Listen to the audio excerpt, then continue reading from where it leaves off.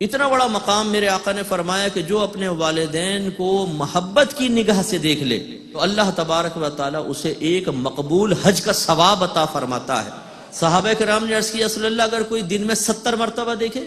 ایک روایت میں 100 مرتبہ دیکھے، فرمایا اللہ کی رحمت بہت بڑی ہے، اتنے حج کا ثواب۔ اس سے ذرا وہ نوجوان درس حاصل کریں کہ سرکار تو محبت کی نظر کی تلقین کرے، اور ہم گھورتے ہوئے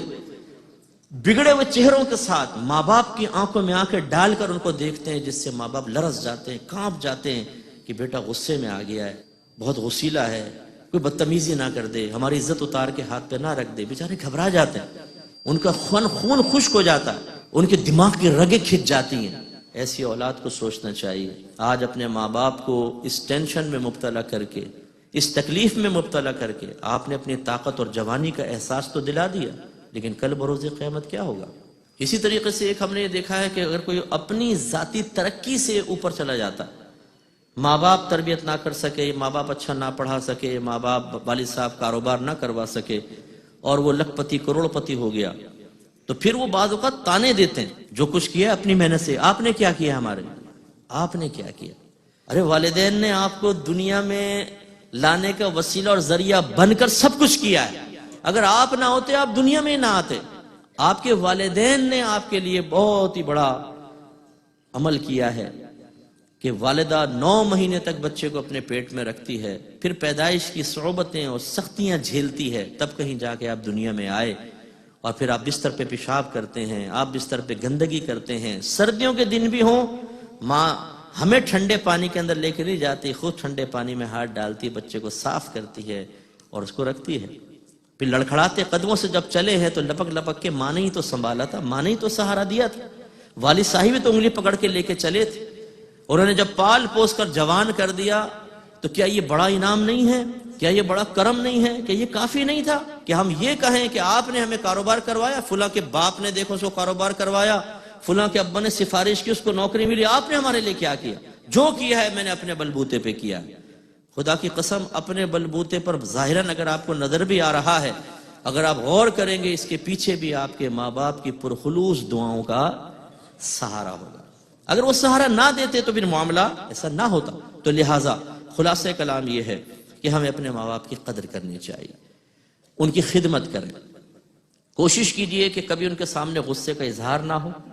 تلخ لیجا نہ ہو، ایسے الفاظ نہ کہیں جس سے ان کے دل ٹوٹیں۔ اگر آپ وہ پاؤں دبوانا چاہتے ہیں پاؤں دبائیں، اگر کوئی علاج معالجے کی ضرورت ہے جتنا افورڈ کر سکتے ہیں ان کا علاج معالجہ کروائیں، جو شریعت کے دائرے میں رہ کر حکم دیں اس کو بجا لائیں۔ یہ خدمت کے ایک مذہب اسلام نے تصور دیا ہے، جس کو اگر میں خلاصتاً کہوں جو اللہ نے فرمایا فَلَا تَقُلْ لَهُمَا اُفٍّ وَلَا تَنْهَرْهُمَا، کہ اپنے ماں باپ کو اف مت کہو اور ان کو ڈانٹو مت، تو یہ علماء نے فرمایا یہاں پہ تلفظ اف مراد نہیں ہے، بلکہ جب اف کہتے ہیں تو اس سے اذیت اور تکلیف پہنچتی ہے، تو گویا کہ اللہ تعالیٰ یہ فرما رہا ہے کہ اپنے ماں باپ کو تکلیف نہ پہنچاؤ۔ آج کے اس درس کی برکت سے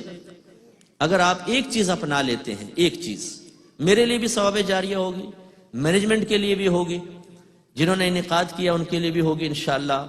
کہ آج جا کر بستر پہ لیٹ کے غور کر لیں کہ ہمارا کون سا عمل ہمارے ماں باپ کے لیے باعث اذیت و تکلیف بن رہا ہے۔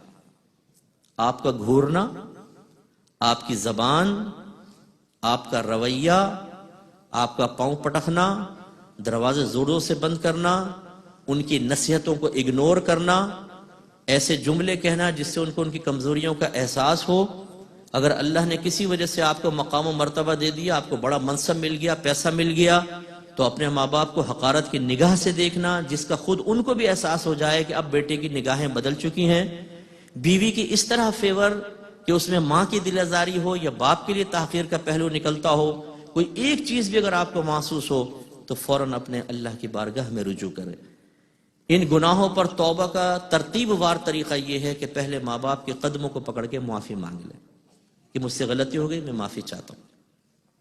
اگر ماں باپ اس کے جواب میں آپ کو ڈانٹے ڈپٹے سن لیں، بڑے باپ کے بننے کی کوشش نہ کریں کہ نہیں میں جاؤں گا تو طنز ہوگا، میں جاؤں گا ڈانٹے ڈپٹیں گے، بھائی کون جائے ماں کے پاس، کون جائے ابا کے پاس، کوئی بات سن لیں، اور اس کے بعد پھر خالصتاً اللہ تعالیٰ کی بارگاہ میں توبہ کریں اور صرف توبہ کرنا کافی نہیں ہوتا، بلکہ مطلوب شرع حقیقتاً توبہ کے بعد اس پر استقامت ہے۔